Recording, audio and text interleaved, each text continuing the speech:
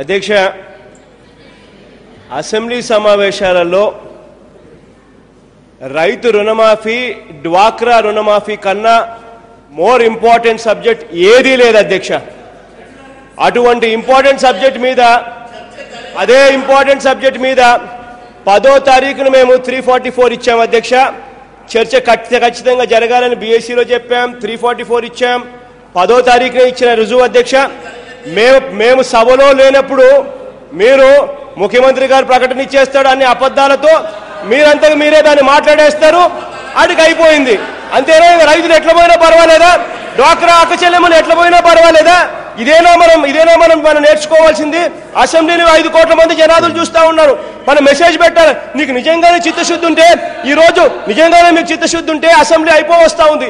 ఈ రోజు ఖచ్చితంగా డ్వాక్రా రుణమాఫీ రైతు రుణమాఫీకి సంబంధించి ఈ రోజు ఖచ్చితంగా చర్చకు అవకాశం ఇవ్వండి. మీకు చిత్తశుద్ధి ఉంటే ఎందుకు ఇవ్వడం లేదు? ఎందుకు మీరు భయపడతా ఉన్నారు? మేము ఎవరం లేనప్పుడు, ప్రతిపక్షం లేనప్పుడు మీరంతగా మీరే మాట్లాడుకోవడం, ప్రతిపక్షం లేనప్పుడు మీరంతగా మీరే చెప్పుకోవడము, స్టేట్మెంట్ ఇచ్చేసేయడం, అయిపోయిందని చెప్పేసేయడము. ఏంటంటే ఇది? అసెంబ్లీ సమావేశాలు జరుగుతూ ఉన్నప్పుడు ప్రజల సమస్యలను మనం మాట్లాడడానికి కోసం ఇక్కడికి వచ్చినాం. ప్రజా సమస్యలు మనం మాట్లాడడానికి ఇక్కడికి వచ్చినప్పుడు డ్వాక్రా అక్క చెల్లెమ్మల సమస్య, రైతుల రుణమాఫీకి సంబంధించిన సమస్య కన్నా మోర్ ఇంపార్టెంట్ సమస్య ఏదీ లేదు అసెంబ్లీలో. అటువంటి దాన్ని మేము సమయం అడుగుతా ఉంటే చర్చ అయిపోయింది, మీరు లేరు, చర్చ అయిపోయింది, మేము అయిపోయి చేసేసాము, ముఖ్యమంత్రి గారు స్టేట్మెంట్ ఇచ్చేశారు. ఏందండి ముఖ్యమంత్రి గారు స్టేట్మెంట్ ఇచ్చింది?